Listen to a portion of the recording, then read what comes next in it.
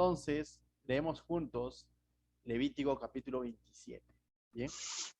En los dos primeros versículos podemos ver lo siguiente. Dice, habló Jehová a Moisés diciendo, habla a los hijos de Israel y diles, cuando alguno hiciere especial voto a Jehová, según la estimación de la persona que se haya de redimir, lo estimarás así. Y tú dices, ¿y cómo es esto de que podían hacer votos especiales a Dios? Está hablando incluso de redimir. La palabra redimir significa rescatar, ¿no? Es decir, que vamos a ver en la historia de Israel que va a haber personajes que van a hacer votos a Dios, es decir, promesas a Dios, donde incluso van a prometer a una persona, por lo general un hijo. También podían prometer bienes, podían prometer sus animales, podían prometer sus tierras, sus casas, pero en esta porción vamos a ver cómo es que, qué sucede cuando de pronto le prometías a una persona. Podías rescatarla o redimirla, que significa eso, ¿no? Hacer un pago para que esa persona de alguna manera no tengas que desprenderte, ¿no? De ese voto. Sí, y justamente en este capítulo vamos a ver en qué ocasiones uno podía rescatar a la persona que tú habías prometido, ¿no? Ejemplos de este tipo de votos vemos, por ejemplo, en el libro de Jueces, más adelante. Les invito a que usted quizás lo anoten, ¿no? En Jueces capítulo 11, el verso 29 al 40, vemos a un personaje llamado Jefté, ¿no? En el verso 30 dice que Jefté hizo voto a Jehová diciendo, si entregares, dices, a los amonitas en mis manos, al pueblo enemigo, ¿no? Este Jefté es de Israel y está diciendo, si tú entregas a mis enemigos, a los amonitas en mis manos, dice, mira lo que prometió Jefté, dijo, cualquiera que saliere de las puertas de mi casa a recibirme, cuando regrese victorioso de los amonitas, será de Jehová y lo ofreceré en holocausto. Y eso es lo que había prometido Jefté. A cualquier persona que sale de su casa cuando él esté regresando victorioso después de haber derrotado a los amonitas, él lo iba a entregar a Dios como holocausto, ¿no? Y es interesante, ¿no? A veces somos tan prontos a prometer cosas a Dios como Jefté, pero no sabemos las implicancias que luego va a traer, ¿no? Y la historia continúa ahí en Jueces capítulo 11, verso 32 dice, y fue Jefté hacia los hijos de Amón para pelear contra ellos, y Jehová los entregó en su mano, es decir, le dio victoria, ¿no? Entonces, Dios está cumpliendo. Y entonces ahora Jefté tenía que cumplir con la promesa o el voto que había hecho, ¿no? Verso 33 dice, desde el 34, porque ahí narra cómo es que vence, pero en el 34 dice, entonces volvió Jefté a Mizpah, a su casa, y he aquí, ¿sabes quién sale a su encuentro a recibirle? Dice, y he aquí su hija que salía a recibirle con panderos y danzas, y dice, y ella era sola, su hija única, no tenía fuera de ella ni hijo ni hija. Es decir, Jefté había prometido a la primera persona que viene a recibirlo, ¿no? Y de pronto se da con la sorpresa que el que viene a recibirlo no fue un criado, no fue su perrito, no fue un animalito, sino fue su hija. Y una hija que aún no tenía descendencia. Y esto va a doler entonces el corazón de Jefté, pues, ¿no? Y dice verso 35, y cuando él la vio, rompió sus vestidos diciendo, ay, hija mía, en verdad me has abatido, y tú misma has venido a ser causa de mi dolor. En realidad no era la hija, era él que había prometido a la ligera, ¿no es cierto?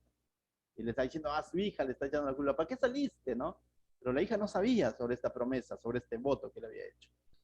Porque le he dado palabra a Jehová y no podré retractarme, dice. Ciertamente no podían retractarse, no podían decir, no, Dios ya no, pero sí en el libro de Levítico vamos a ver que ellos podían rescatar a estas personas que habían ofrecido a Dios, los podían rescatar bajo un pago, ¿correcto? Y justamente de eso va a hablar la primera parte del capítulo 27.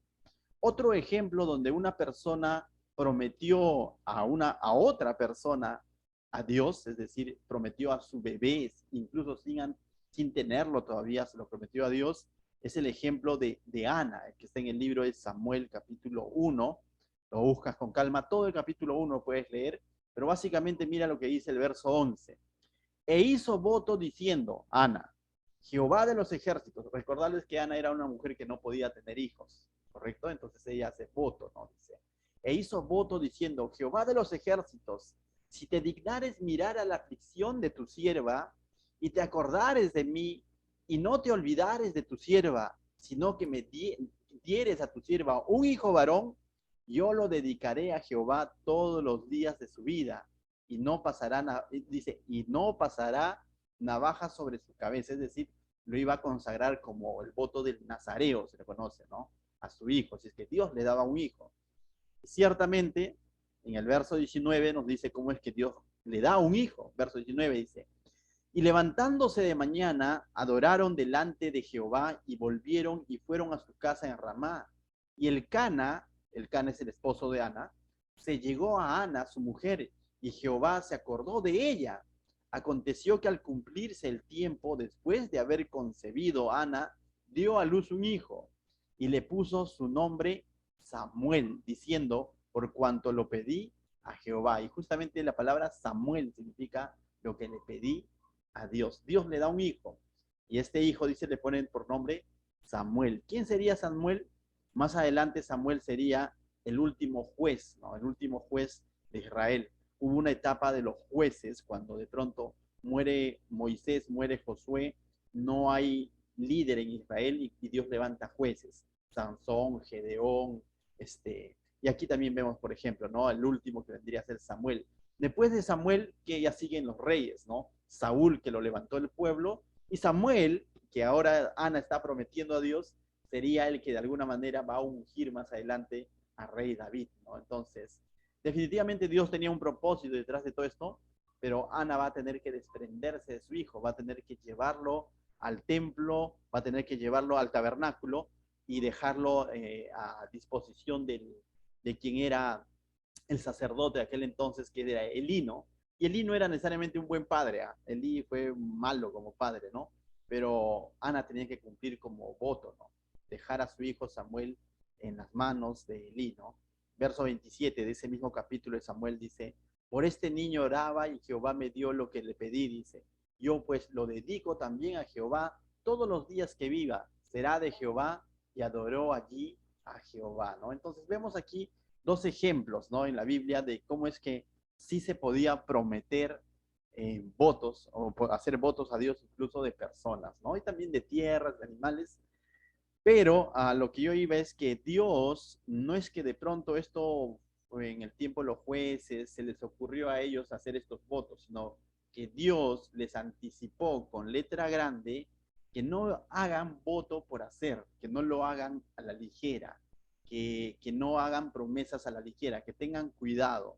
Y Dios les va a dar las pautas de qué poder dedicarlo como voto y qué no hacerlo, ¿no? Que no, le va a demostrar incluso las implicancias de que si tú haces voto a la ligera, qué puedes rescatar y qué no puedes rescatar. Entonces, Dios va a ser claro con su pueblo, ¿correcto? Entonces, vamos ahora sí a Levítico nuevamente, capítulo 27, verso 1 nuevamente dice.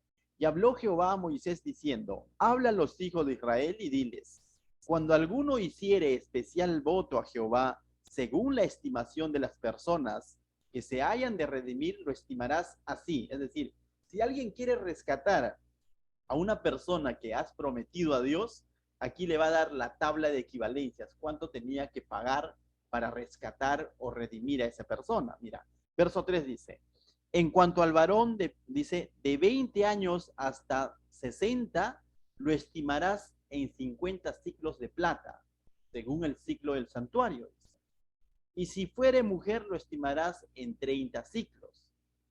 Mira, si el varón tenía, dice entonces, de 20 a 60 años, el costo que tenían que pagar era 50 ciclos de plata. Y si era mujer, 30 ciclos de plata. Verso 5 dice, y si fueran de 5 años hasta 20, es decir, si fuese un niño adolescente, ¿no? Al varón lo estimarás en 20 ciclos de plata y a la mujer en 10 ciclos de plata. Verso 6. Y si fuere de un mes hasta 5 años, es decir, un bebé, ¿no? Prácticamente, hasta 5 años, entonces estimarás al varón en ciclos de plata y a la mujer en 3 ciclos de plata. Mas si fuere de 60 años a más, ya una persona de edad, ¿no? Un anciano, el varón, dice, lo estimarás en 15 ciclos de plata y a la mujer en 10 ciclos de plata, ¿no? Entonces, se le asigna un valor al varón y a la mujer, ¿no? Y se le asigna también un valor de acuerdo a su edad. No es que el ser humano sea menos o más en dignidad a los ojos de Dios, sino que aquí se está midiendo básicamente, era una sociedad agrícola, básicamente se está teniendo en cuenta la fuerza que representa esta persona para como instrumento en esta sociedad agrícola, ¿no? Lo valioso que es esta persona en cuanto a su fuerza para poder trabajar en los campos. Básicamente está teniendo en cuenta eso, ¿no? Entonces, si tenemos en cuenta eso, un bebé recién nacido hasta los 5 años no va a ser lo mismo que un joven de 20 a 50 años, ¿no? Así, ¿por qué? Porque el otro va a ser de mayor utilidad, más bien el otro va a requerir inversión, ¿no es cierto? En ese sentido, ¿no? Entonces, si tú querías rescatar a esta persona que tú habías prometido, tenías que pagar un monto, ¿no? Y Dios no lo está haciendo tanto porque Dios quería hacer negocio, sino para que ellos tengan en cuenta las implicancias que tiene de hacer voto por hacer, las implicancias que tiene de que de pronto no deberían hacer promesas por hacer a Dios, ¿no? Preferible no hacerlas, ¿correcto? Preferible que promete otras cosas, pero no a un ser humano, ¿no?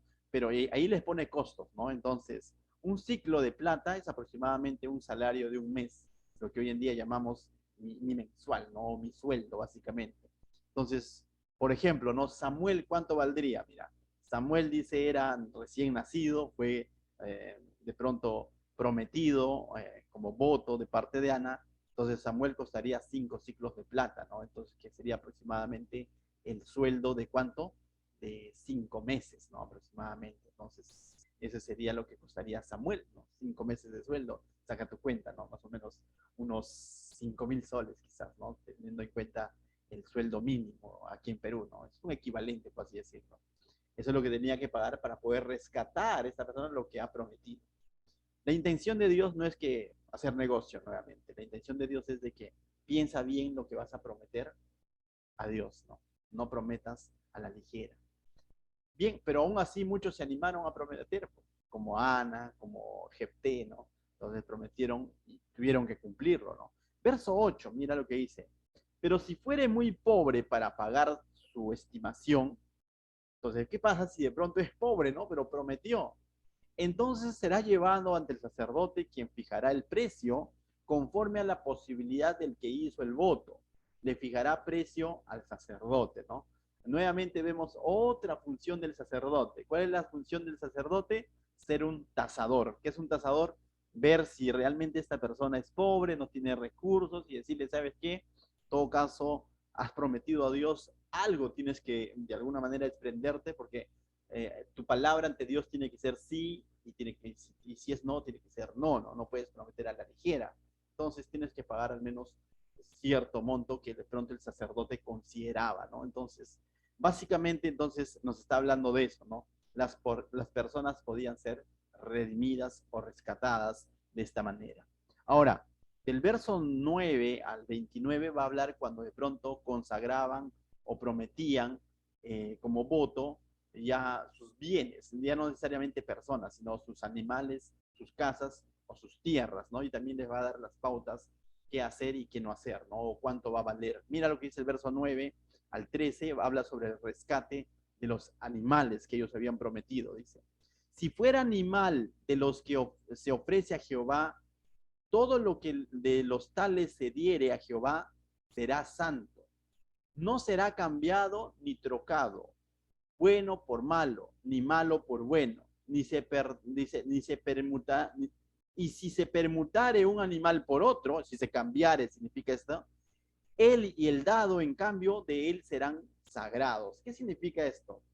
Había ciertos animales que ellos tenían que presentar en los primeros capítulos levíticos, vimos ciertos animales que ellos podían presentar como holocausto, ¿no? Como ofrenda, como sacrificio. Este tipo de animales tú no lo podías rescatar. No podías decir, no, no, ven cariñado con ese animalito que te prometí, mejor te cambio con este que ha nacido visco. no podías hacer eso. Y si tú intentabas hacer ese cambio, dice al final, los dos animales quedaban para Dios. Entonces, nuevamente el énfasis es, piensa bien lo que vas a prometer. Verso 11. Eso es en cuanto a los animales que eran consagrados para Dios como holocausto, como sacrificio. Pero tú podías prometer quizás otro animal que no necesariamente era de esa lista, no necesariamente era un cordero, ¿no? Sino prometías quizás un burrito, que Levítico en los sacrificios no vemos un burrito, ¿no es cierto? Pero tú dices, quiero prometerle mi burrito a Dios, entonces estás prometiendo un animal inmundo, ¿no? Que no está dentro de la lista que eran consagradas para Dios. Entonces dice, si fuera algún animal inmundo, verso 11, del que no se ofrece a Jehová, entonces el animal será puesto delante del sacerdote. Y el sacerdote lo valorará. Entonces, tú quieres rescatar tu burrito, pero no es de sacrificio, sino tu burrito lo has prometido, no sé por qué, ¿no? Dice, sea bueno o sea malo, dice, el sacerdote lo va a valorar a este burrito, ¿no? A este animal inmundo. Conforme a la estimación del sacerdote, así será. El sacerdote entonces le pondría un precio y diría, ¿quieres rescatar tu burrito? Paga un ciclo, no sé, qué sé. Pero dice el sacerdote es el que iba a estimar.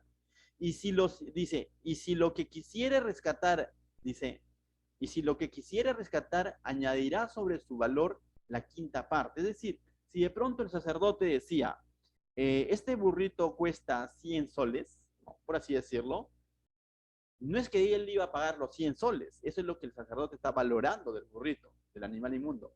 El que quería rescatarlo tenía que pagar ese 100 soles más el 20%, total 120 soles.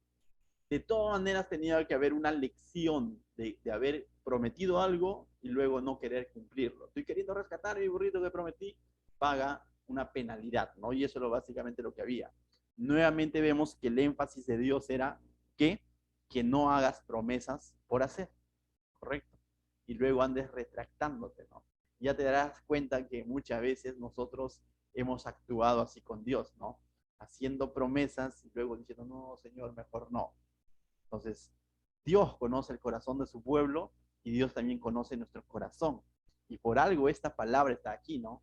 Por algo, esto nos quiere decir algo, que no hagamos promesas huecas al Señor, promesas por emoción.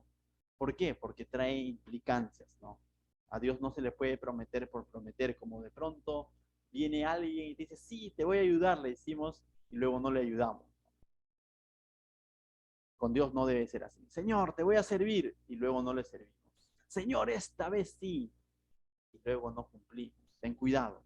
Más adelante vamos a ver claramente en el libro de Eclesiastés, en el libro de Santiago, cómo es que se nos demanda de que como creyentes nuestro sí sea sí y nuestro no sea no. Y no seamos, como dice alguien por ahí, boca suelta, ¿no? A la ligera, ¿correcto? Entonces, básicamente ese es el ánimo de Dios para con su pueblo, de que no hagan promesas por hacer. Mira, podían incluso casas, verso 14 al 15 dice, cuando alguno dedicare su casa consagrándolo a Jehová, diciendo, yo le doy mi casa a Dios, ¿no? Mira, la valorará el sacerdote nuevamente, sea buena o sea mala. Según él dice, la valorará el sacerdote, así quedará. Tú no podías ponerle precio a tu casa. Si tú lo has ofrecido, lo has puesto como voto, tú no lo podías poner precio. El que lo ponía el precio era el sacerdote, el representante de Dios. Y si él decía, vale 100 soles, tú no podías decir, no, vale 200, no, cuando vale menos, no. Es el sacerdote. Dice, ¿no? Entonces, más si que, dice, más si el que dedicó su casa deseare rescatarla, dice, añadirá a tu valuación la quinta parte del valor de ella. Entonces será suya. Entonces, ¿cuánto tenía que agregar? 20% nuevamente, ¿no? Entonces, si quería rescatar su casita, 20% más, ¿no? Entonces, nuevamente vemos el ánimo de que no prometas por prometer, ¿no? Verso 16 al 21 va a hablar incluso de las tierras que tenían, ¿no? Dice, si alguno dedicare de la tierra de su posesión a Jehová, esta palabra, la tierra de su posesión, significa lo que le correspondía por herencia, por ser parte de una tribu, ¿no? Entonces, si tú dedicabas esta tierra, dice, tu estimación será conforme a su siembra. Entonces, ¿cómo se iba a estimar el costo de esta tierra que de pronto yo le había prometido a Dios o se lo había ofrecido a Dios? Entonces, también podía rescatarlo y el costo también iba a ser estimado por el sacerdote, pero ¿conforme a qué? Conforme a su siembra. Esto significa conforme a su capacidad que tenía, ¿no? Que tan grande era. Un homer de siembra de cebada se valorará en 50 ciclos de plata. Si se dedicare tu tierra, dice su tierra desde el año del jubileo, conforme a su estimación quedará. Hemos visto bastante el año del jubileo, que eran cada 50 años, ¿no? Ya sabíamos que cada 50 años las tierras volvían a su dueño original, ¿se acuerdan, no? Entonces, también se tenía en cuenta el año del jubileo para poder estimar un costo sobre esta tierra, ¿no?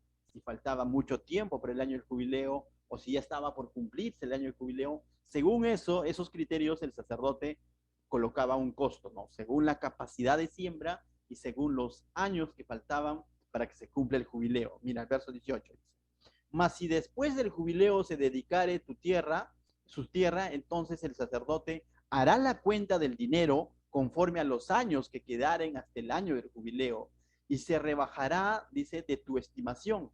Y si el que dedicó la tierra, dice, quisiera redimirla, añadirá a su estimación nuevamente, a lo que el sacerdote estima el costo, añadirá, dice, la quinta parte del precio de ella y dice, y se le quedará para él. Tú podías rescatar estas tierras. ¿Cuánto? Añadiendo nuevamente la quinta parte que viene a ser el 20%, ¿no? Entonces, toda promesa tenía un costo.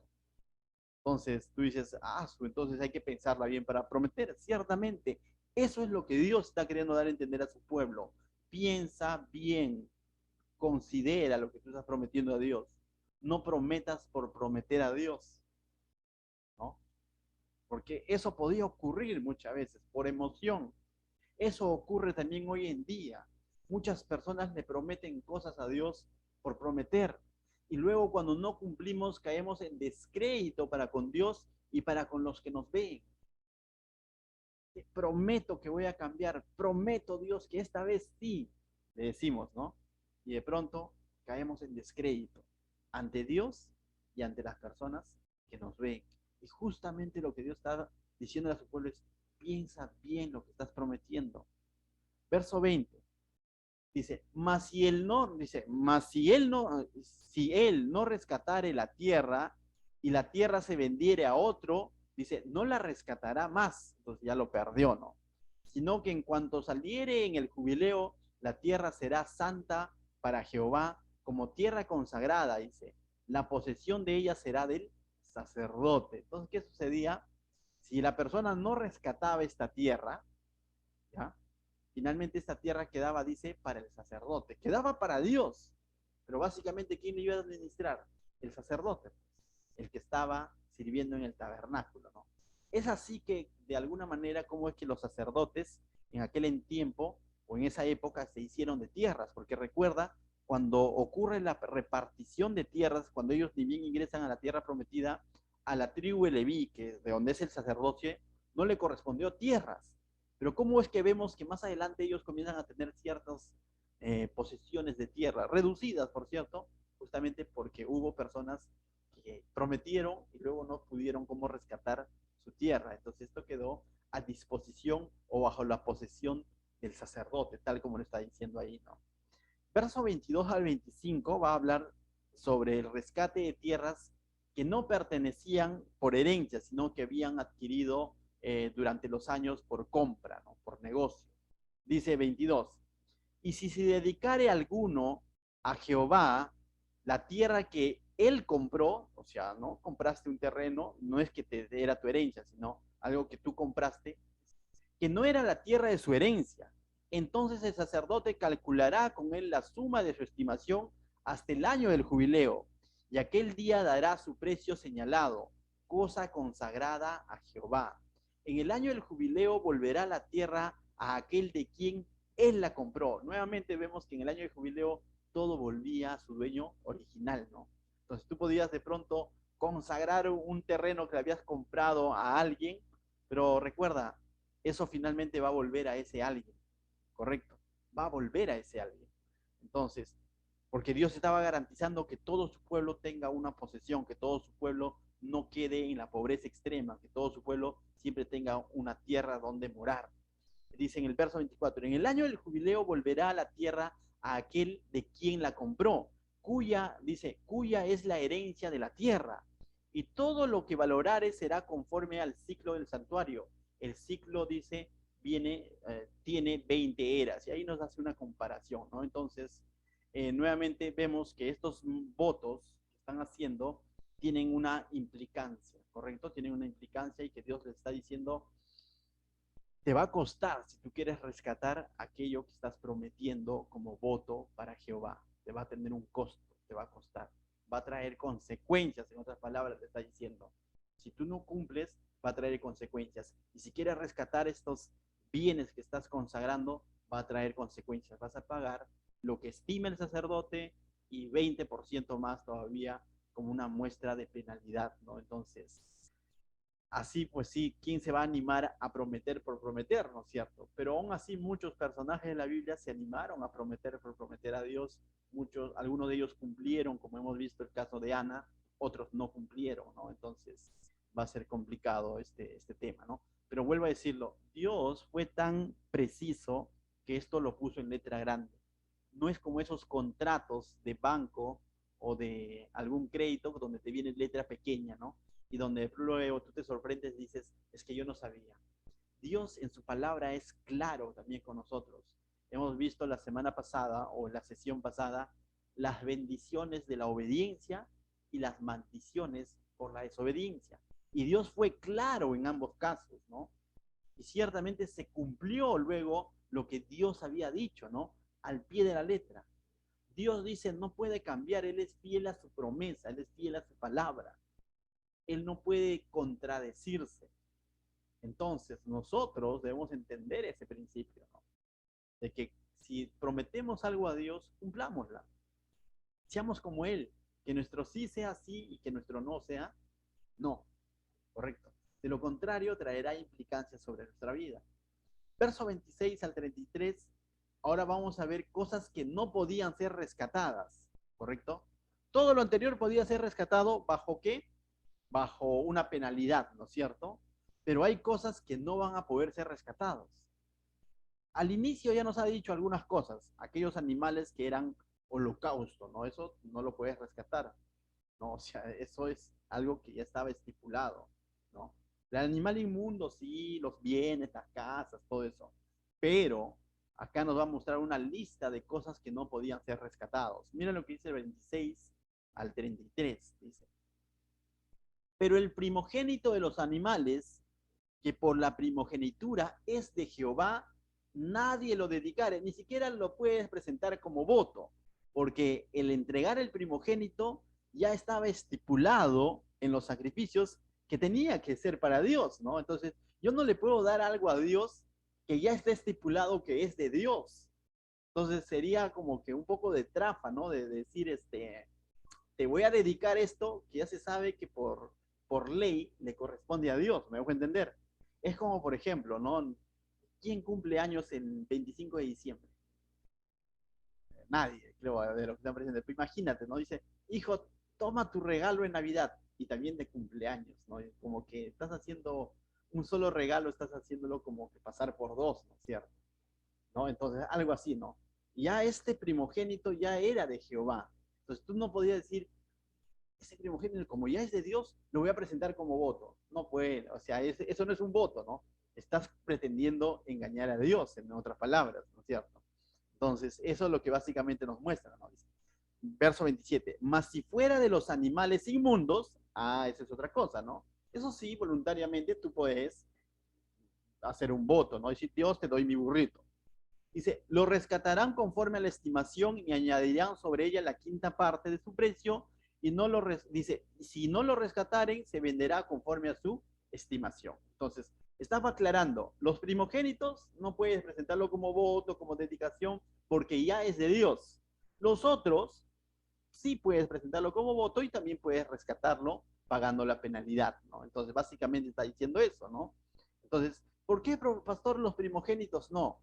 Recuerda que esto de los primogénitos nos recuerda algo. En Éxodo capítulo 34 vemos que Dios les dijo que todo primogénito es de Jehová. ¿Por qué?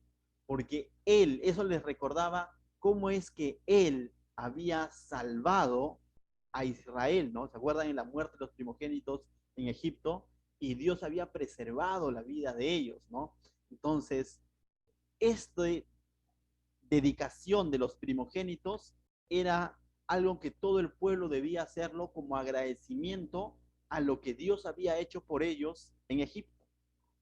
Entonces, tú no puedes decir, esto te corresponde por ser pueblo de Dios, por haber sido rescatado por Dios. Entonces, no podrías decir, también se lo presento como voto. No, eso no es un voto. Eso es algo que tienes que practicarlo con acción de gracias. Mucho menos puedes pretender rescatar el primogénito, porque tiene un significado mayor que les recordaba la fidelidad de Dios, la gracia de Dios, el juicio de Dios, la salvación de Dios cuando ellos estaban donde en Egipto. Y es por eso que de pronto le dice, los primogénitos, eso no lo puedes presentar como voto. Los demás animales sí. Verso 28 dice, pero no se venderá ni se rescatará ninguna cosa consagrada que alguno hubiere dedicado a Jehová de todo lo que tuviere, de hombres y animales y de las tierras de su posesión, y todo lo consagrado será para santísima, será cosa santísima para Jehová. Y este es interesante, tú dices, ¿qué cosa más ellos no podían rescatar? Una cosa es voto, quiero que entiendan esto, pero otra cosa es cosa consagrada. Cosa consagrada significa cosa apartada para Dios. Hay cosas que más adelante Dios les va a pedir que lo aparten para Él, exclusivamente para Él. Entonces tú no podías decir, Señor, esto te lo voy a presentar como voto cuando Él te había dicho que eso es para Él. Ya no era dable, ¿no? Ese es como querer engañar a Dios. Por ejemplo, más adelante vemos en el libro de Josué, ya, lo lees con calma, el libro de Josué capítulo 6, vemos cómo es que Dios, cuando de pronto ellos van a entrar a la tierra prometida, les dice lo siguiente, en el verso 17, lo voy a leer ya, dice, y será la ciudad anatema a Jehová, con todas las cosas que están en ella, solamente Rahab la ramera vivirá. ¿Se acuerdan que Dios les va, Dios usó a una mujer llamada Rahab, que era una ramera, para salvaguardar la vida de los espías que habían ido a este lugar? Entonces Dios le está diciendo, todo lo demás es maldito, es anatema, es desagradable para Dios. Y ahí dentro de todo eso que era anatema para Dios, les va a decir que hay ciertas cosas que son para Dios, consagradas para Dios, que el pueblo no se lo podía quedar y luego decir, Señor, te lo entrego como voto. No. Y justamente a eso se está refiriendo. Voy a seguir leyendo Josué para poder entender, dice. Pero vosotros guardaos, verso 18 del capítulo 6 dice, guardaos del anatema, ni toquéis ni toméis alguna cosa del anatema, no sea que hagáis anatema al campamento de Israel y lo turbéis. Mas toda la plata y el oro y los utensilios de bronce y el hierro sean consagrados a Jehová y entren en el tesoro de Jehová. Entonces Dios está diciendo clarísimo, ¿no? Van a ingresar a tal lugar, a tal tierra, esto no lo toquen, sino más bien destruyanlo, pero oro, plata, hierro, eso es de Dios, el botín de guerra. Entonces yo no podía apropiarme del botín de guerra y después de decir, Señor, y ahora te lo doy como voto, porque le estoy dando algo que es de Él, me dejo entender, ¿no? Entonces estoy pretendiendo mostrar una falsa espiritualidad en realidad. Entonces Dios le está diciendo que cosas consagradas, eso no puedes rescatarlo. Y mira, si volvemos a Levítico, en el verso 29 dice, ninguna persona separada como anatema podrá ser rescatada indefectiblemente para, dice, ha de ser muerta. Estamos viendo las cosas que no podían ser rescatados. ¿Qué no podía ser rescatado? El primogénito, porque le pertenecía por derecho a Dios. Las cosas consagradas, el botín de guerra, porque era de Dios. Y tampoco dice ninguna persona separada como anatema. ¿Qué significa? Había ciertos juicios donde de pronto a una persona le venía el juicio o la pena de muerte. Hemos visto, había casos específicos en Éxodo y en Levítico donde se merecían la pena de muerte. Y eso tenía que ser ejecutado, ¿no? Destruido. O no solamente personas, también podían ser artículos, ¿no? Que tenían que ser destruidos, animales que tenían que ser destruidos de pronto cuando ellos van a ingresar a la tierra prometida. Eso no puede ser rescatado, no puede decir, es que a mí me gusta ese animalito, o es que esa persona yo quiero pagar un monto, no, porque Dios lo había estipulado que esa persona había de morir por algún pecado definitivamente pecado atroz, ¿no? Como, por ejemplo, el incesto, como, por ejemplo, la muerte con alevosía. Entonces, eso no se podía rescatar, sino eso era estipulado por Dios, ¿no? Y dice que muere indefectiblemente, ¿no? Entonces, por eso no había rescate. Y es duro, ¿no? Porque parece ver como que uno dice, pero ¿por qué, no? Su familia quería pagar, todo eso, pero era algo injusto a la vez, porque si esta persona había matado o asesinado a otra persona, entonces un adinerado podría comprar su libertad, esa es la pregunta. ¿Y cómo quedaba la otra familia? En ese sentido vemos la ley de restitución, ¿no? El famoso ojo por ojo, diente por diente. El juicio tenía que ser equitativo, ¿no? Entonces Dios está salvaguardando de que esas cosas no podían ser rescatadas. Los primogénitos, ni los botines de guerra, ni las cosas que eran anatema, es decir, que merecían la muerte, ¿no? Ahora, haciendo un paréntesis aquí, antes de continuar, tú y yo, la Biblia dice que somos pecadores, ¿no es cierto? ¿No? Y que la paga el pecado que es muerte. Estábamos condenados a muerte, así de simple. Bajo la ley somos malditos, como dice Gálatas. Somos malditos ante la ley, porque todos hemos pecado. Pero, ¿cómo es que ahora estamos vivos e incluso nos jactamos de decir que tenemos vida eterna? Es porque hubo un pago, hubo un rescate. Solo Cristo pudo rescatar lo irrescatable, por así decirlo. Pero no es que Cristo lo rescató por rescatar. Cristo pagó en la cruz, murió por nosotros. Esa es la doctrina de la sustitución. No es que Cristo dijo, no, no, no, yo voy a pagar tantos ciclos de plata por la humanidad. No. La única manera de rescatar era bajo la sentencia de muerte. Porque estas personas eran anatemas a Dios y tenían que morir. Nosotros éramos anatema a Dios por cuanto habíamos pecado y teníamos que morir. La única manera de rescatarnos era con la muerte. Y esto explica la muerte expiatoria de Cristo.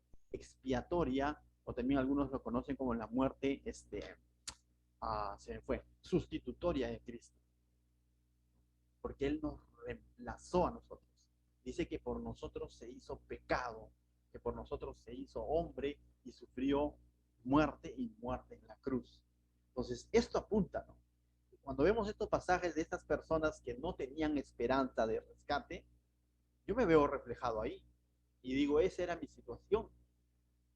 Y es así como el cristiano debe entender estos pasajes, porque recuerda que toda la Biblia nos muestra la obra de Cristo o la persona de Cristo. Aquí vemos la persona de Cristo.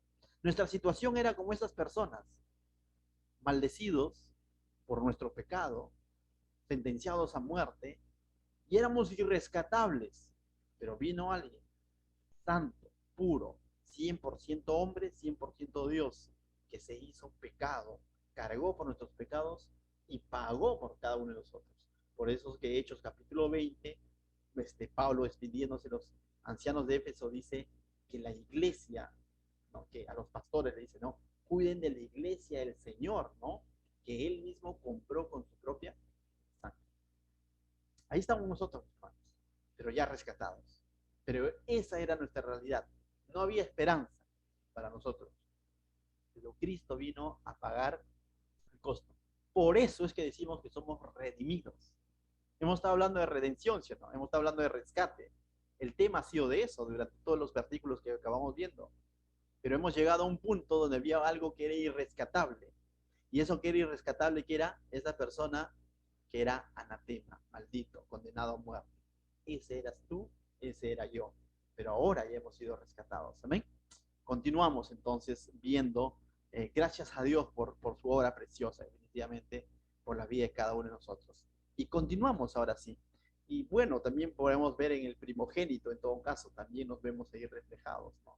Yo no puedo decir, Señor, ya cristiano, de 15 años de cristiano, y ahora digo, Señor, te dedico mi vida completa a ti. Y el Señor me va a decir, tu vida ya me pertenece, ¿qué haces dedicándome? Tú ya me perteneces por derecho, ¿no? Señor, quiero pagar tanto para tener cierta libertad. No puedes hacerlo. Tú ya has sido rescatado, como esos primogénitos, ¿no? En Israel, en Egipto, yo he pagado, te he salvado. Entonces yo no puedo decirle, ¿no? Señor, te entrego mi vida. ¿Y eres cristiano? te consagro mi vida. Ya deberías haberlo consagrado, ni bien él te salvó. Ni bien Él nos salvó, deberíamos de comprender que es nuestro Salvador y Señor. Pero a veces ocurre, ¿no? El cristiano pasan años, dice, ahora sí le voy a dedicar mi vida a Dios. Eso debió haber sido desde el principio, porque ya le perteneces a Dios. Un mundano podría decir, voy a entregarme a Dios y voy a dedicarle mi vida. Claro, porque aún no lo ha hecho. Pero nosotros es redundar en lo mismo, es recordar entonces que nuestra vida le pertenece a Dios. Efesios 2:10, hechura suya, creados en Cristo Jesús, Señor nuestro. Según de Corintios 5:17, de modo que si alguno está en Cristo, nueva criatura es. Las cosas viejas pasaron. Entonces, ¿qué hacemos diciendo, te dedico mi vida? No tanto está en decirlo, sino en entender que ya nuestra vida tiene que estar siendo dedicada a Dios. Entonces, cuando vemos que un cristiano no está dedicando su vida a Dios, algo está pasando ahí. No ha comprendido que ahora le pertenece al señorío de Cristo. Cuando de pronto nos damos libertades y decimos, bueno, yo decido sobre mi vida, y la Biblia puede decir muchas cosas, pero mi manera de guiar mi familia, mi vida es según mi criterio, en realidad estoy yéndome en contra de Dios, porque entonces, ¿de qué vale que yo diga que soy cristiano? ¿Me fue a entender? Entonces, estas figuras nos permiten entender que había cosas que eran irrescatables porque ya son de Dios, ¿no? Y ahora vamos a ver otro más que tampoco podía ser rescatado, que era el diezmo. Y tú dices, wow, para el pueblo de Israel, el diezmo va a ser algo obligatorio.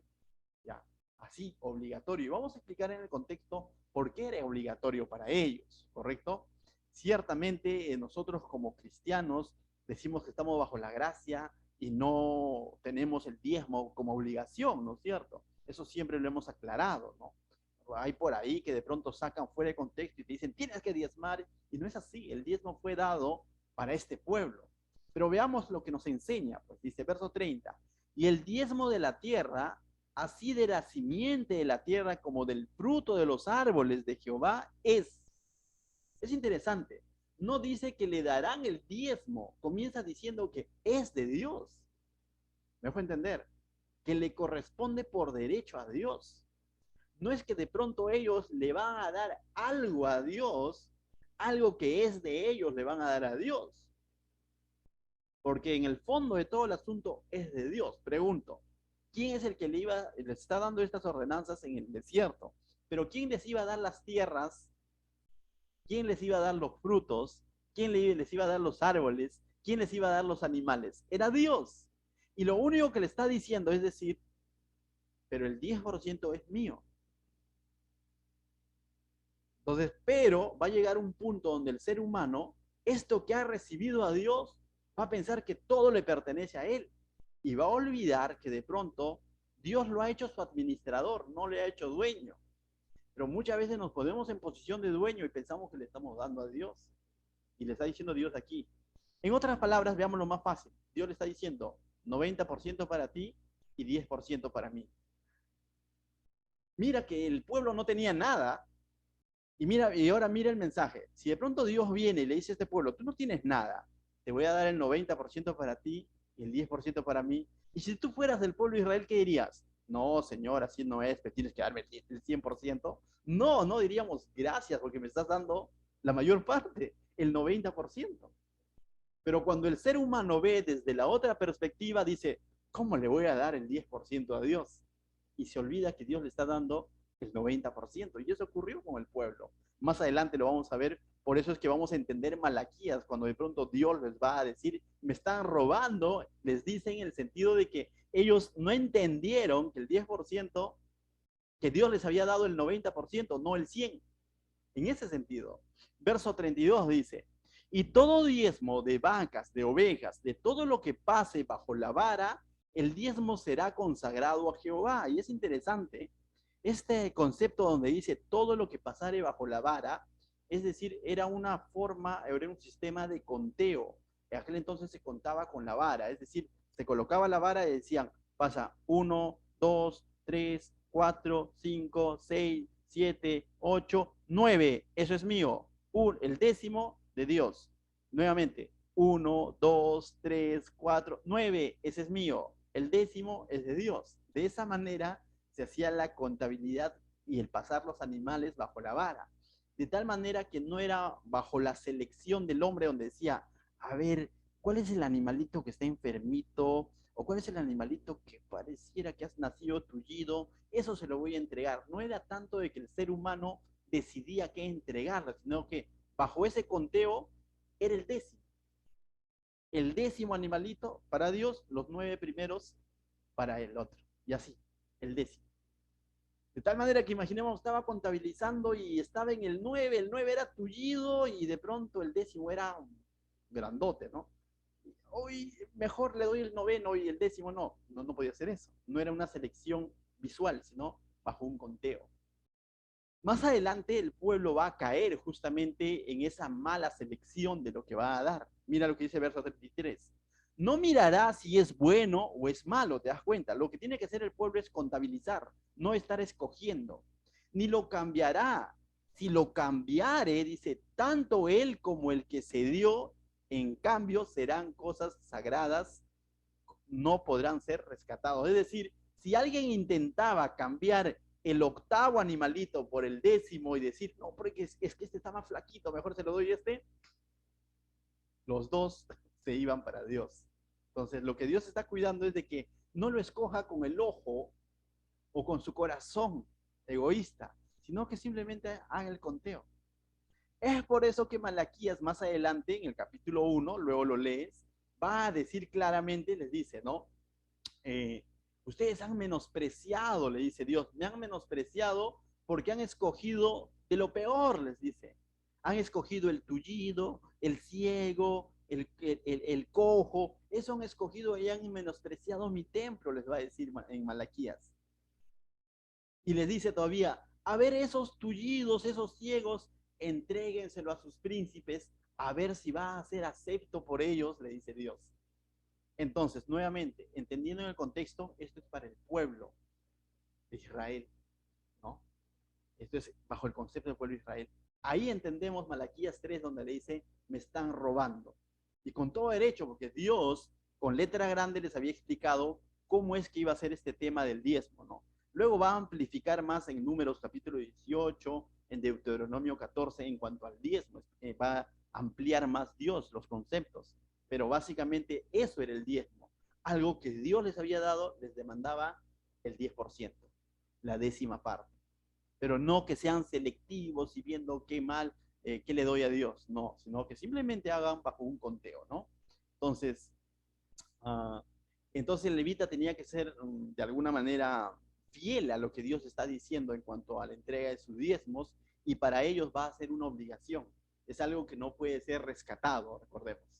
No puede ser cambiado. Entonces, Dios está siendo claro con ellos. Ahora, ciertamente el diezmo no nace en la ley levítica. El diezmo lo vemos desde Abraham, que diezmó a Melquisedec cuando de pronto obtuvo victoria frente a estos reinos que se habían llevado como rehén a su sobrino Lot. Luego vemos el diezmo también en Génesis, también cuando Jacob le prometió dar diezmos a Dios. Y estos eventos son previos a lo que Dios le va a decir al pueblo de Israel bajo la ley mosaica o bajo lo que estamos viendo en Levítico. Pero ahí vemos principios en cuanto al diezmo, pero eso no puede ser un patrón. También debemos aclarar que es bíblico que en el Nuevo Testamento no vemos la aplicación del diezmo, no está. Pero también debemos ser claros que en el Antiguo Testamento era un principio de retribución, de acción de gracias, de corresponder, de reconocer que todo lo que ellos tenían le pertenecía a quién? A Dios, eso es claro. Que mostraba un corazón agradecido con Dios, de que de esta manera le decían, la victoria ha sido tuya, la abundancia ha sido tuya. Y para ellos es una obligación, pero nosotros estamos bajo la gracia, ¿no es cierto? Entonces, nos salvamos, podría decir alguien por ahí, ¿no? Pero si nosotros analizamos un poco a profundidad la gracia de Dios, bajo el cual nos jactamos de decir, y el diezmo no se aplica para nosotros, eso claro está, vamos a ver que los estándares de la gracia de Dios son mayores que los estándares de la ley. ¿Sabes por qué? Porque en la ley ciertamente Dios les está dando una tierra, los ha rescatado el imperio egipcio, les está dando plantas, animales, pero ¿sabes qué es lo que vemos básicamente y claramente en el Nuevo Testamento, en la gracia? ¿Qué es lo que Dios dio por nosotros? ¿Fue tierra? No necesariamente. ¿Animales? No necesariamente. El trabajo que tienes sí te lo ha dado, ¿no? Porque Él es el creador, pero ha dado algo mucho más que va a opacar todo eso. La Biblia dice que entregó a su Hijo amado y no es que dio el 10% de su cuerpo, de su vida en una cruz, sino se entregó por completo. Eso es la gracia. Cristo no diezmó su vida para entregarlo por ti. Cristo lo entregó todo. Y ese es el principio de la gracia, que nos debe de ayudar a entender un poco cuán agradecido tenemos que ser con Dios. Por lo general, yo evito hablar de estos temas de diezmo, pero como les decía hace un momento, cuando toca, toca, porque hoy el texto lo está tocando. Y entonces es bueno aclarar estos conceptos, ¿correcto? Entonces, bajo la gracia vamos a entender que la demanda es mayor, el estándar de entrega es mayor. Pero es interesante también ver cómo el libro de Levítico ha comenzado mostrándonos los primeros capítulos, los sacrificios voluntarios, ¿no es cierto? Y ahora está terminando con los votos que las personas también pueden hacerlo voluntariamente, no estaban obligados a hacer los votos. Pero Dios les está diciendo que no lo hagan con ligereza, sino que lo hagan con entendimiento. Tanto los sacrificios de los 5 primeros capítulos tenían que hacerlo con entendimiento, para honrar a Dios, para eh, presentar holocausto lo mejor para Dios. Pero que sus votos también lo hagan de la misma manera, porque trae implicancias. Correcto. Dios está siendo cuidadoso con su pueblo de decirle, si me vas a entregar algo, hazlo con entendimiento. Lo mismo debemos entender hoy nosotros, que el tema de retribuirle a Dios, de darle a Dios, ciertamente la figura del diezmo no figura en el Nuevo Testamento, pero en el Nuevo Testamento vemos el tema de las ofrendas. Y cuando tocamos el tema de las ofrendas, también debemos entender un poco eso, ¿no? De que no debemos de hacerlo por hacer. Es más, no debemos de prometer ofrendas, porque por ahí se nos ha vendido un evangelio donde dice, prométele al Señor, ¿no? Y de pronto no lo logras cumplir y terminas mal y muchos incluso dejan de ir a la iglesia, ¿no? Por eso nuestro ánimo nunca es prometer al Señor cuánto le vas a dar. No. Los lineamientos en el Nuevo Testamento está claro en cuanto a la ofrenda y es necesario quizás recordarlo, ¿no? Lo voy a hacer a manera de lectura, pero vamos a ver ciertos principios en cuanto a la ofrenda, para no hacernos carga del diezmo. Claro está que el diezmo no es aplicable al Nuevo Testamento. Amén. Pero busca en tu Biblia 1 Corintios capítulo 16. Vamos a ir rápidamente y vamos a ver ciertos principios en cuanto a la ofrenda, que sí es bíblico y que sí está en el Nuevo Testamento y que sí es una práctica en el Nuevo Testamento, y lo vemos en el libro de Hechos, vemos en Corintios, vemos los filipenses ejerciendo y ministrando la ofrenda, que sí es bíblico. Entonces, ¿estamos ahí?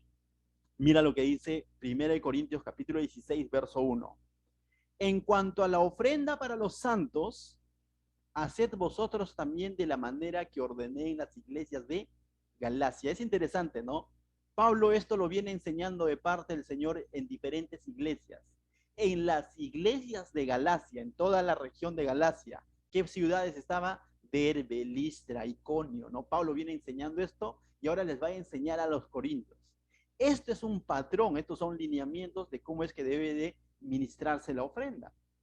Entonces, ya hemos aprendido el diezmo y no se aplica a nosotros, pero hemos visto que vamos a ver que lo que Cristo hizo en el Nuevo Testamento o en el tiempo de la gracia fue mayor a lo que hizo la ley. Por ende, tenemos que entender estos principios que Pablo va a enseñar. Dice, cada primer día de la semana. ¿Qué significa esto, cada primer día de la semana? Cada primer día de la semana significa con regularidad, periódicamente.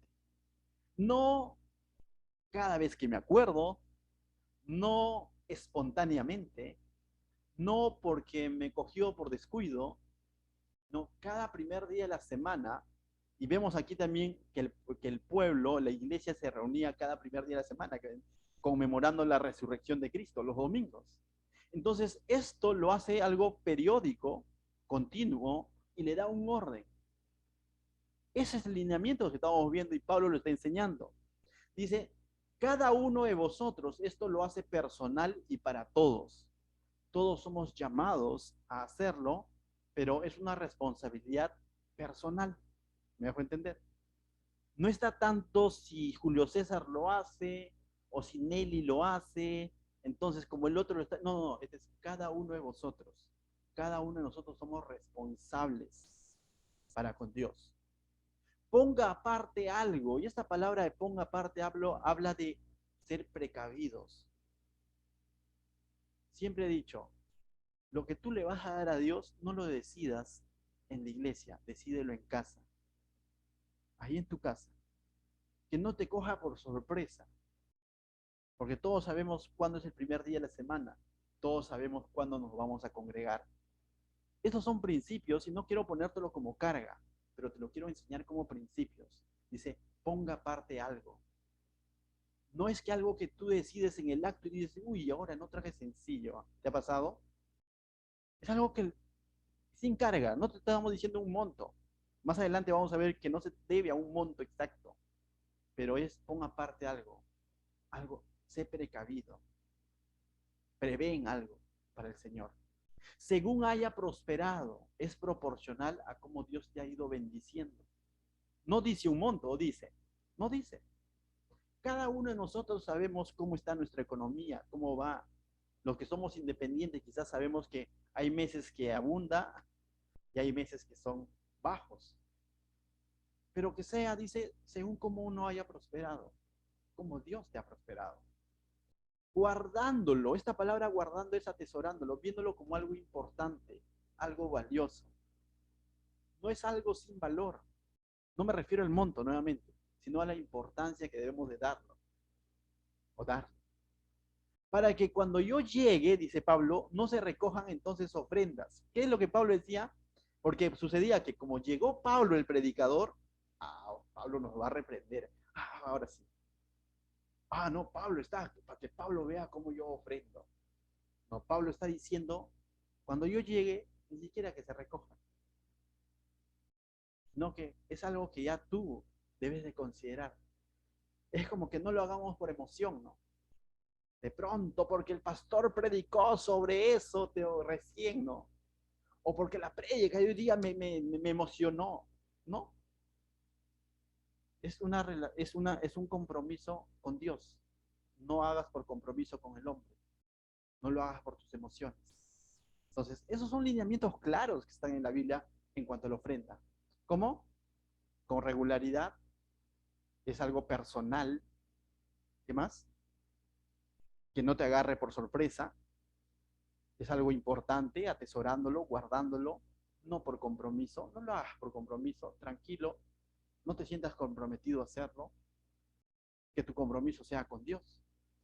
Y en 2 Corintios capítulo 8, Pablo va a dar otros principios más, también lo vamos a ver de manera rápida. 2 Corintios 8, verso 5, si lo tienes ahí en tu Biblia, lo puedes buscar, dice. En el verso 5 dice, y no como los esperábamos, dice, sino que asimismo se dieron, aquí Pablo está poniendo como ejemplo, ¿saben a quién?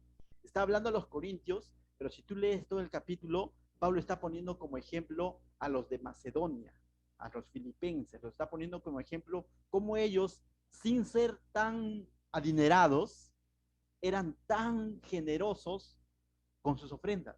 Y les pone como ejemplo, de alguna manera, frente a los corintios que eran duros, que eran inmaduros, que no querían, que se hacían broncas por este tema, ¿no? Y Pablo les está enseñando y les pone como ejemplo a los de Macedonia.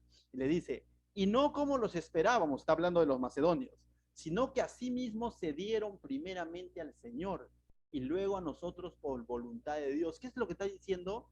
Que es necesario que cuando uno va a ofrendar, escucha bien esto, entender que primero mi corazón tiene que haber sido dispuesto para Dios.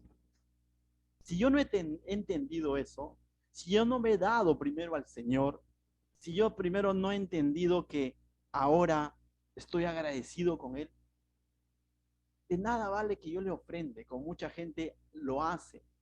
No quiere entregar su vida a Dios, pero sí le quiere dar su ofrenda como un amuleto. No es la idea. Pero los que nos hemos entregado a Dios, se nos va a hacer mucho más fácil despojarnos de algo, porque vamos a entender que le debemos todo a Dios, porque vamos a entender que Él lo entregó todo por nosotros. Y como ya le hemos dado nuestra vida, nuestro corazón, como dicen algunos, va a doler menos el hecho de decir, Señor, esto te pertenece o esto es tuyo.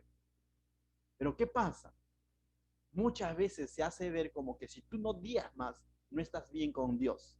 No, si estás bien con Dios, si te has entregado al Señor, lo vas a hacer con naturalidad. De tal manera que esto es llamado para los creyentes, básicamente.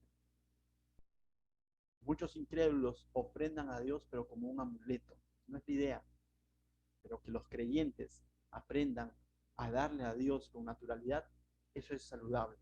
Verso 7 dice, por tanto, como dice, en todo abundáis en fe, en palabra, en ciencia y en toda solicitud, ahí está Jesús Salvador, ¿no?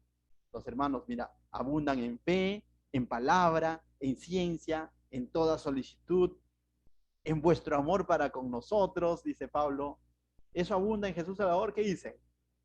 ¿Hay fe? Claro. ¿Hay palabra? Claro. ¿Hay ciencia, conocimiento? Claro. ¿Hay solicitud por hacer las cosas bien? Claro. ¿Hay amor para el prójimo? Claro. Abundad también, dice, en esta gracia. Dice. Y Pablo les dice, ¿no? Los alaba y les dice, pero abunden también en esto. Sean generosos, está diciendo a los corintios. Y bueno, nos dice también a nosotros. Pues Dios decía, cuando toca, toca. No es algo que estamos de pronto, no solemos enseñar sobre esto. Pero de eso ha hablado Levítico. Verso 9. Porque ya conocéis la gracia de nuestro Señor Jesucristo, lo que yo les decía hace un momento. Si hemos entendido la gracia del Señor, entonces vamos a abundar en gracia. Pero si no hemos entendido la gracia del Señor y pensamos que bajo la gracia de pronto yo le doy a Dios lo que me da la gana, he perdido el enfoque. Y de pronto que pienso, digo, los israelitas sí tenían que darle 10%, en cambio yo solo el 1% o el 0,5%, no he entendido la gracia de Dios. Decía un comentarista bíblico, 10% es poco en realidad,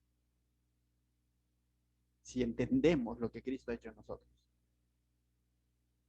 Sino que cuando yo entiendo lo que Cristo ha hecho en nosotros, no solo le voy a dar una ofrenda económica, le voy a dar mi tiempo, mi corazón, mi familia, mi servicio, mi dedicación. Le voy a dar todo como ofrenda agradable a Dios.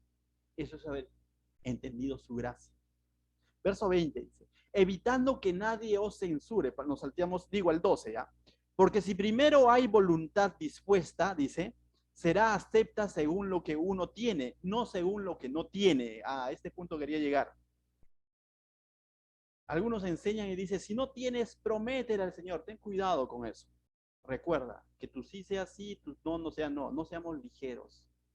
Pablo nos está diciendo que debemos de darlo según como uno tiene, no según como uno lo que no tiene. No te cargues. Que no sea un yugo, que no sea una obligación. Hay ocasiones donde no hay, tranquilo. Dios conoce. Pero a veces se nos han dicho, ¿no? Aún si no tuvieras, prométele al Señor. Ten cuidado. Porque si no lo cumples, vas a sentirte como esos levíticos, o como en Levítico, que de pronto prometían algo y de pronto no querían cumplir. Y eso no quiere el Señor. Verso 20, mira, vamos a seguir avanzando. Evitando que nadie os censure en cuanto a esta ofrenda abundante que administramos. Dice, esta palabra censure es que nadie los indique, que nadie los señale en cuanto a la ofrenda que se estaba levantando, que administramos, dice, procurando hacer las cosas honradamente, no solo delante del Señor, sino también delante de los hombres. Y lo que Pablo está diciendo en cuanto a las ofrendas, que sea bien administrada de manera transparente. Y para algunos que recién nos están conociendo, quizás sería bueno aclararlo esta noche, ¿no? En nuestra iglesia, la administración de las ofrendas no lo realiza el pastor, correcto. No es lo normal, por un tema de transparencia. Y si no lo administra el pastor, ¿quién es, no? Justo ayer teníamos una reunión con los líderes Y la persona que nuevamente ha renovado, pues quiere decir, renovado su compromiso en la administración de las ofrendas, es nuestra hermana Judy, y que ahora va a estar también con el apoyo de Alexander. Y es necesario que lo sepan. Y ustedes pueden preguntar a ellos por interno y decirles, ¿cierto? Es cierto. Porque eso le da transparencia. Correcto, le da transparencia a las cosas del Señor. Ah, yo pensé que el pastor se lo cogía todo. No, o sea, no es así. Y lo que Pablo está enseñando ahí es que no nos censuren, ¿no? Sino que hay que administrarlo, dice, procurando hacer las cosas honradamente. No solo delante del Señor, porque uno va a decir, no, pero con Dios mi conciencia está tranquilo, podría decir Pastor Anderson. Pero si no dice, sino también delante de los hombres. ¿Correcto? Y esa es la manera saludable como Pablo está enseñando cómo se debe administrar las ofrendas. Corintios capítulo 9, verso 6, algo rápido, ¿ya? En el 9:6, según de Corintios, dice, pero esto os digo, dice, el que siembra escasamente también segará escasamente, y el que siembra generosamente, generosamente también segará. Muchos se han cogido de este principio y solo enseñan ese principio para persuadir a que siembres más en las cosas del Señor. Ciertamente es un principio natural, ¿no?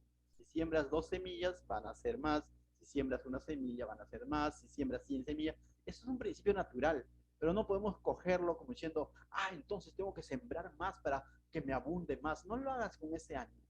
El ánimo es haber entendido la gracia de Cristo. Pero es un principio natural. Eso sí, es cierto, y Pablo lo está mencionando, pero no es el énfasis. Verso 7.